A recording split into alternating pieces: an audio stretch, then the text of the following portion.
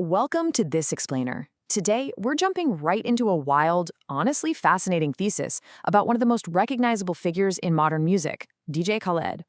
We're going to break down this profound shift in his career trajectory, really digging into how changing his back-end infrastructure fundamentally altered his cultural impact. Because at its core, this is a story about the massive difference between having real, tangible power and just having a great brand. I want to kick things off right away with this quote from our source material. He went from being part of the machine that moved hip-hop to being the face of motivation speeches. That is such a brutal yet totally captivating observation, isn't it? It instantly sets the stakes for this entire explainer. We aren't just talking about a guy who puts together catchy summer anthems. We're talking about a fundamental structural shift in how power actually operates within the music industry. Section 1. The core argument: power versus branding. So, to truly understand what DJ Khaled lost, we have to recognize what he originally had. Just running down these names is honestly overwhelming. Lil Wayne, Drake, Nicki Minaj, Rick Ross, Jeezy, T.I., Birdman. It completely demonstrates the sheer weight and momentum of the Cash Money and Southern Rap Power Network during Khaled's peak. During his strongest run, Khaled had something much, much bigger than just his own talent backing him up. He had a living, breathing empire. He was plugged into a massive infrastructure. When he dropped a record, he wasn't just throwing a song out into the ether, he was orchestrating real cultural events with the backing of the absolute strongest machine in hip-hop. The absolutely crucial concept here is leverage. Leverage is the power to orchestrate those real events and actually make things happen in the real world. Back in the day, Khaled wasn't just another producer sending emails begging for verses. He was heavily protected by Birdman, a boss with undeniable street loyalty. And that loyalty gave his early albums like We the Best Forever and Kiss the Ring this intense, true urgency. The collaborations felt incredibly natural because the relationships were organic. They weren't just manufactured in some corporate boardroom to juice up Spotify streaming numbers. All right, moving to Section 2. The Rock Nation pivot: from streets to boardroom. We're looking at a complete thematic clash between two entirely different eras here. On one side, you've got the Cash Money era. This was defined by leverage, the streets, an element of danger, and just raw, undeniable momentum. On the other side, you have the Rock Nation era, which was defined by prestige, the boardroom, high polish, and corporate precision. Now here's the catch. Prestige makes you look powerful, but leverage actually makes you powerful. Under Rock Nation, Khaled's public image stayed absolutely massive, but the music itself started losing its weight.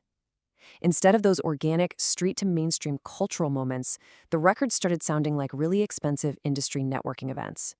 And here is a fundamental truth. Hip-hop generally respects danger way more than it respects polish. Let's trace exactly how this went down on a timeline. In 2011, we hit his peak momentum with We the Best Forever, totally cementing him as a true hitmaker fueled by that raw, Cash Money energy. Then jump to 2016. This is the transition phase with Major Key. Now, this is super interesting because Major Key was his first #1 album on the Billboard 200. It looked like a peak, right? But it was actually a transition. If you dig into the track list, it was still heavily relying on that old Cash Money muscle. Artists like Drake, Wayne, Future, and Nicki were still carrying the project. And then we hit 2019. The true cultural decline with Father of Assad. Section 3. Symptoms of Decline. The Cracks Show. What's really fascinating here is the specific micro case study from our source material, the loss of Ace Hood. See, Ace Hood was supposed to be the ultimate proof that Khaled could actually build his own stars, not just gather already famous people into a studio. Huge tracks like Bugatti made Ace Hood into Khaled's biggest in-house success story. But then, the whole thing collapsed.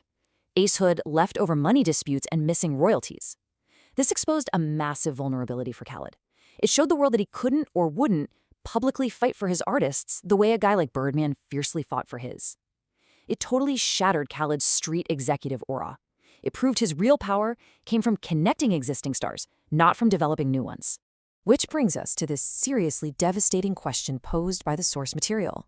Without that street executive aura, and without his own roster of developed talent to rely on, is Khaled still the engine? Or is he just the person attaching himself to the engine? Well, the brutal truth to that question lies in what we can call the Drake dependency. Just think about Khaled's biggest wins later in his career. For Free, Grease, Popstar. The undeniable reality is that many of his biggest commercial moments later on were almost entirely dependent on Drake showing up to save the day. Without Drake, a lot of those later projects completely lose their strongest legs. Section 4. The numbers tell all. The data drop. Consider this absolute David versus Goliath showdown from 2019. You have Tyler, the creator, dropping his solo, highly experimental album, Igor, going head-to-head with DJ Khaled's Father of Assad. Khaled's project had a literal Avengers-level feature list. Jay-Z, Beyoncé, Cardi B, Travis Scott, Post Malone, the works.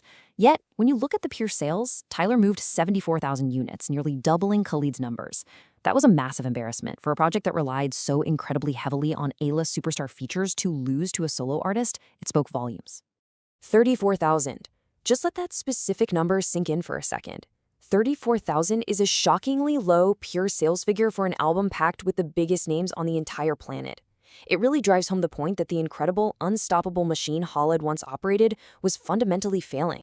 The collapse in pure sales between those two projects is undeniably brutal.